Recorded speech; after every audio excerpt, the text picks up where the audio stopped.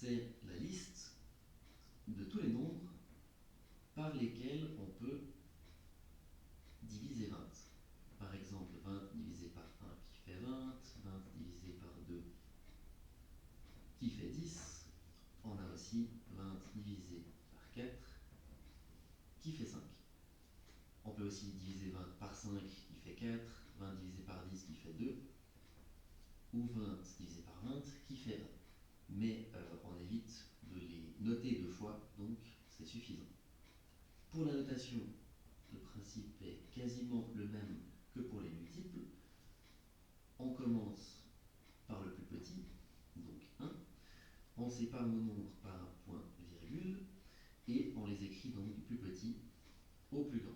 Dans ce cas précis, ça ferait 1, 2, 4, 5, 10 et 20. Une autre façon de faire que j'apprécie, c'est la suivante, c'est de commencer par le plus petit, 1, et d'écrire directement le plus grand à la fin. On réfléchit ensuite par rapport aux critères de divisibilité. On peut diviser 72 par 2, ça fait 36.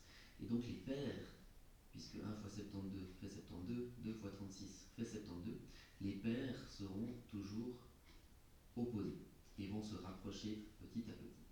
La suivante, c'est donc 3, parce que 7 plus 2, ça fait 9. On peut diviser 9 par 3. 3 fois 4.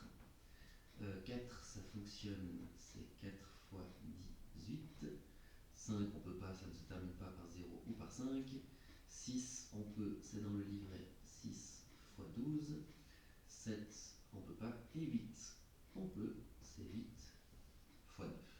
Le suivant, ce serait 9 fois 8. On a fait le tour, donc on peut s'arrêter là.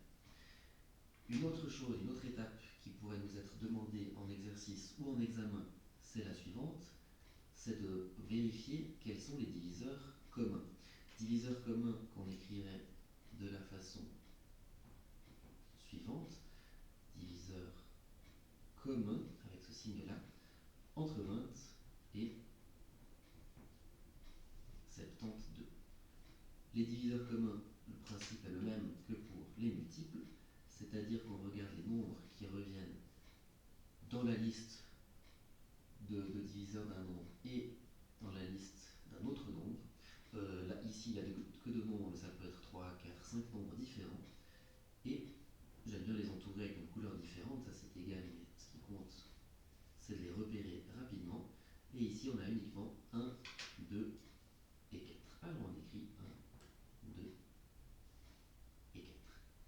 Pas de point virgule et de 3 petits points de point de suspension à la fin de la liste des diviseurs, contrairement aux multiples, étant donné que les multiples sont infinis, ils continuent jusqu'à l'infini, et les diviseurs s'arrêtent au nombre qui est demandé.